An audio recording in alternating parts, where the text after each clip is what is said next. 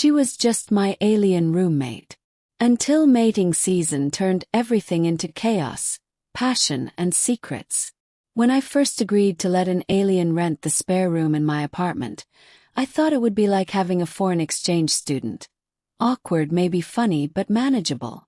Rent in New Seattle wasn't cheap. And when the agency of Interstellar Integration approved housing credits for host families, I signed the papers without hesitation. Her name was Liora. The first day she arrived, she stood in the doorway with a duffel bag too small for her long limbs, blinking with wide golden eyes. Her skin shimmered faintly, not scales exactly, not skin either, something in between, glimmering like the surface of a pearl. "Human Daniel?" she asked, voice low, almost musical. Just Dan is fine." Her lips curved, hesitant. "Dan. Then I am Liora. I will stay here, yes." And so it began. First she was just my roommate.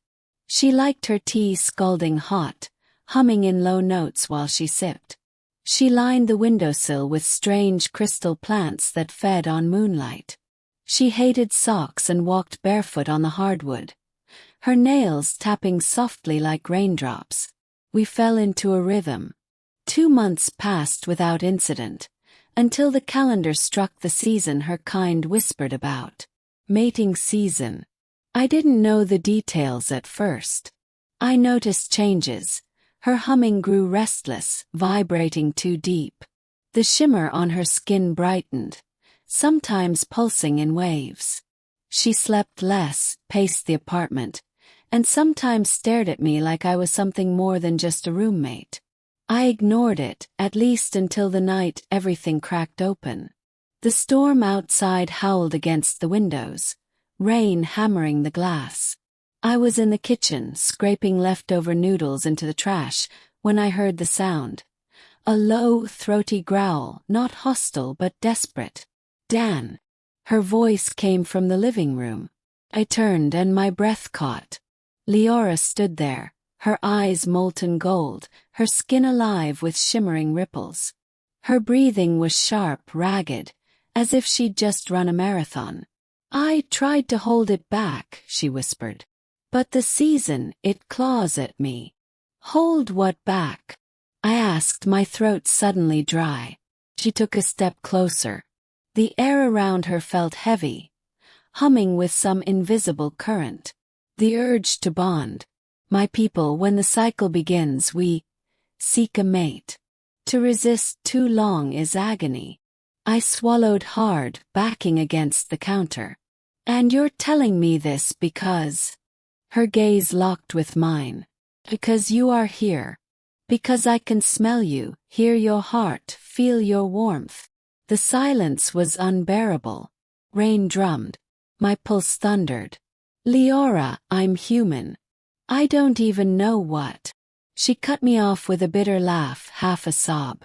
"You think I chose this? To burn for someone forbidden? Well, but the season doesn't care about rules or species." For a long time, neither of us moved. I should have run, locked myself in my room, called the agency hotline.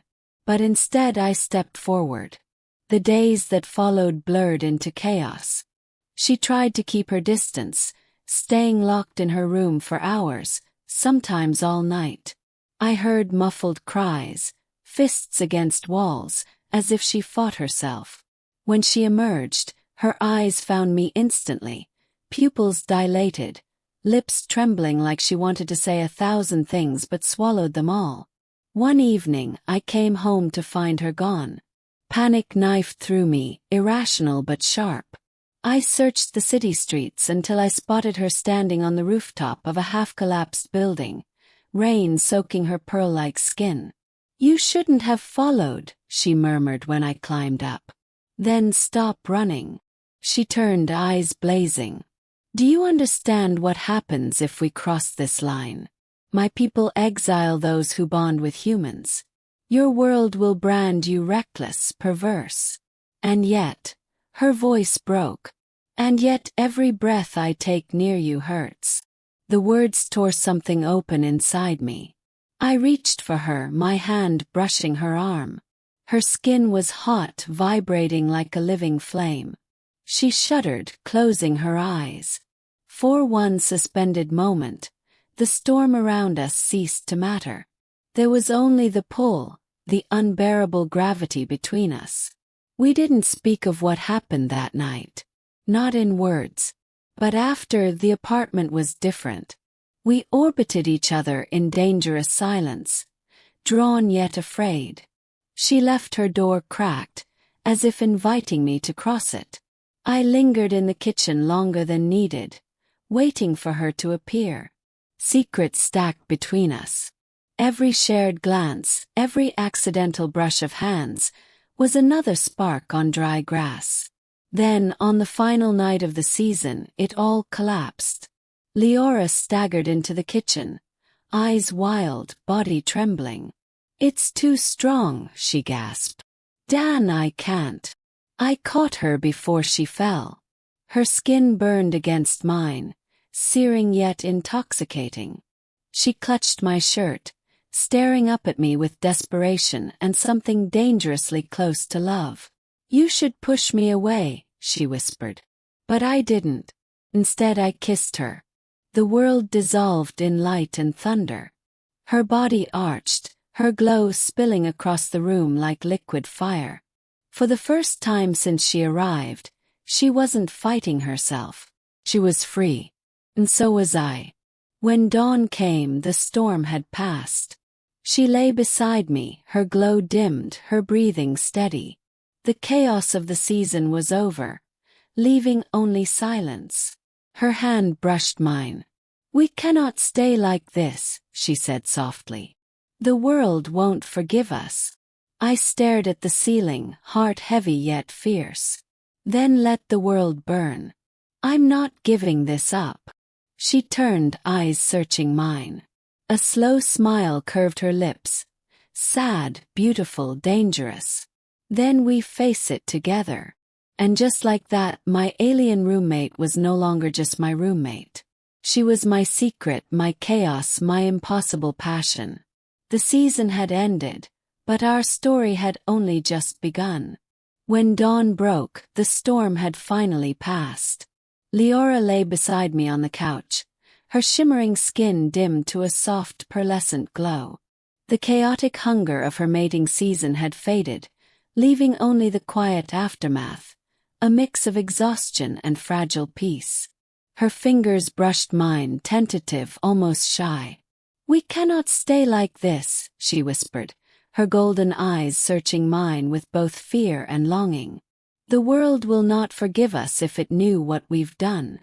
I studied her, the alien curves of her face softened by morning light, the faint pulse of warmth still radiating from her skin. "Then let the world burn," I said softly but firmly. "I won't give up on this. On you." Her lips parted in surprise, a mixture of relief and disbelief washing over her.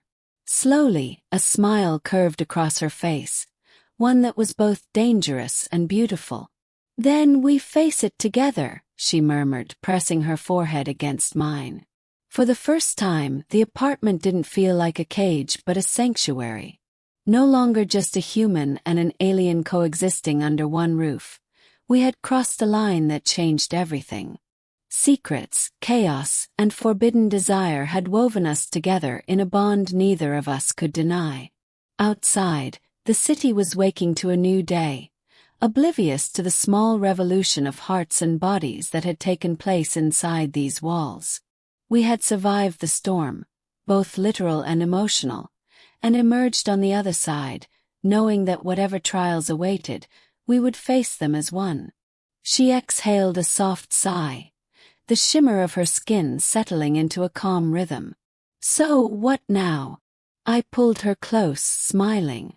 "Now, we live, we fight, we love. And nothing can stop us."